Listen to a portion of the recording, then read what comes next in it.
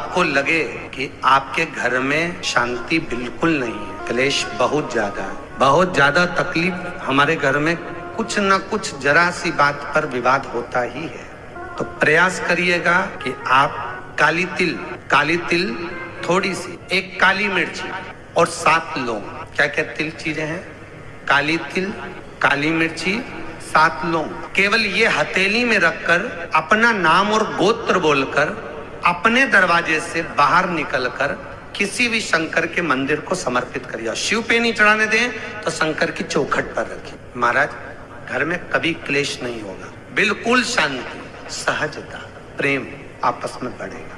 गांठ आपको बता दी गई है या किसी व्यक्ति को बताया गया हो कि शरीर में गांठ है और इसको जांच कराना पड़ेगी, या शरीर में कोई गांठ हो गई और गल नहीं रही हो, डॉक्टर को दिखाने से आप डर रहे हो, तो उसके लिए बहुत सुंदर प्रयोग है महाराज।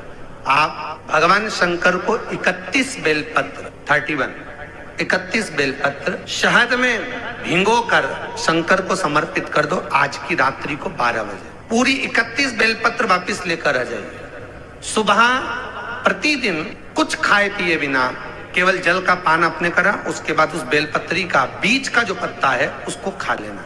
दोनों पत्ते ठंडे करने के लिए रख दें। आप 31 दिन तक वो बेलपत्र एक एक बीच का पत्ता खाएंगे। 32वें दिन आपको दिखेगा कि आपकी जहां शरीर में गांठ होगी वो गल गई होगी, शरीर में कहीं पर भी गांठ होगी वो गल गई होगी। तो शास्त्र कह रहा है चाहे वो गांठ किसी भी जगह पर हो उसको गला देती। आपके घर के पूर्वज जो मर चुके हैं, आपके सपने में अगर 4 जगह पर नजर आ रहे हैं तो उसका फल देखिए। पहला, अगर आप सोए हो और आपके पितृ, आपके पूर्वज जो मर चुके हैं वो आपके सिर के पास खड़े हुए दिख रहे हैं, तो डरना मती, बल्कि भगवान को धन्यवाद देना कि आज मेरे पितृ मेरे सिर के पास मेरे पूर्वज खड़े हुए हैं।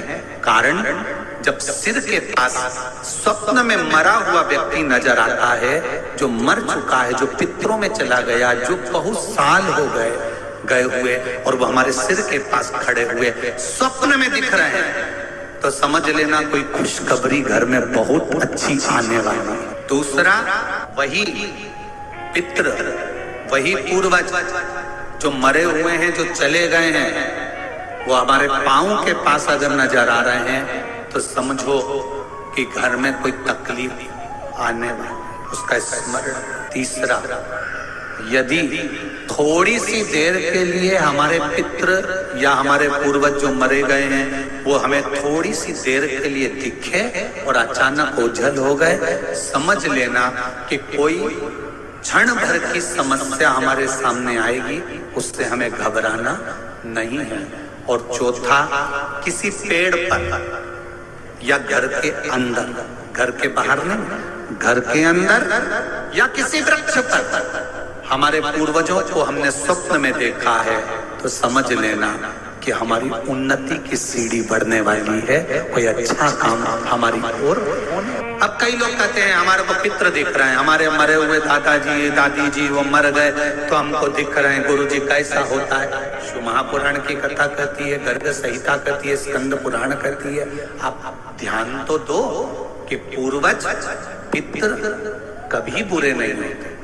पहले भी कथा में कहा, आज फिर कह रहे हैं, जब बहुत भारी रोग शरीर में हो जाए, डॉक्टर दवाई दे, वो दवाई अगर नहीं लग रही हो तो डॉक्टर की ही दवाई खाओ और कुंडकेश्वर महादेव का नाम लेकर खाना चालू करो, दवाई असर करना प्रारंभ कर देगी। इस व्यासपीठ से कभी नहीं कहा ऐसा कि आप डॉक्टर के पास मत जाओ। ये व्यासपीठ हमेशा कहती है डॉक्टर के पास जाओ, जांच कराओ, दवाई लाओ और उस दवाई को, उस औषधि को कुंडकेश्वर महादेव का स्मरण कर कर खाओ, जिससे एक बार खा ली जाए तो दूसरी बार जरूरत नहीं पड़े और शरीर ठीक हो जाए।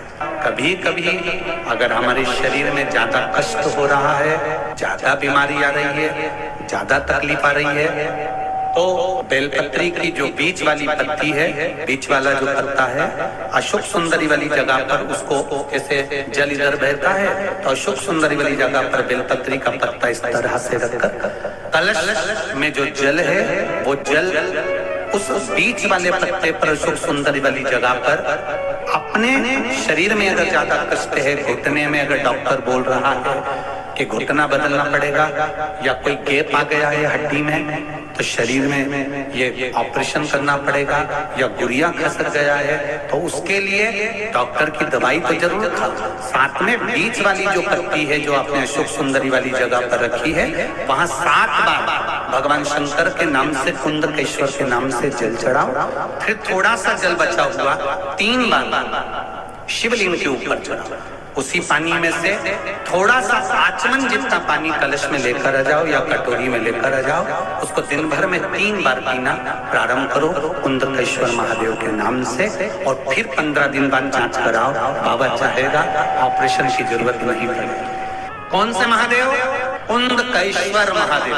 ये शंकर भगवान का एक स्वरूप। जब माता पार्वती जी ने कुंदुक का प्रहार करा था और वो कुंदुक विदल उत्पल को मारने के बाद शिव जी के चरणों में जाकर गिरा था, तो वो कुंदकेश्वर महादेव। कई लोगों के घरों में गणेश जी की बहुत सारी फोटो हो जाती है। बहुत ध्यान दीजिएगा महाराज। कई लोग गिफ्ट में गणेश जी दे देते हैं। शास्त्र कहता है जिसने अपने जीवन काल में, आपको पहले भी कथा में कहा था, एक आंवले का वृक्ष, एक गणेश जी की मूर्ति, आंवले का वृक्ष, गणेश की मूर्ति, ये 2 चीजें एक ऐसी हैं जिसको, एक कुबेर का स्टेचू भी आता है, जिसको कंधे पे पोटली रखी हुई स्टेचू आता है, वो गंजा बाबा रहे सो, क्या बोलते हैं हम लोग, कहते कुबेर स्टेचू बोले। ये भी गिफ्ट में नहीं दिया जाता। यदि गणेश की मूर्ति, गणेश की प्रतिमा, गणेश का फोटो हम किसी को गिफ्ट में दे देते हैं, तो हमारे घर की संपदा उस तारीख को लिखकर रखना, उसके बाद में धीरे धीरे छिन्न होने लगती है, संपदा टिकती नहीं। 1 रुपया कमाओगे, 1.25 रुपया खर्च हो। और घर के हर जगह पर गणेश जी की मूर्ति नहीं लगाना चाहिए। घर का फोटो, गणेश जी का फोटो हर जगह पर नहीं लगाना। जहां पूजन करते हो वहां लगा लो, जहां स्मरण करते हो वहां लगा लो। ऐसी ही वीडियोस के लिए आप हमारे चैनल को लाइक, शेयर एंड सब्सक्राइब करना ना भूलें। मिलते हैं अगली वीडियो में।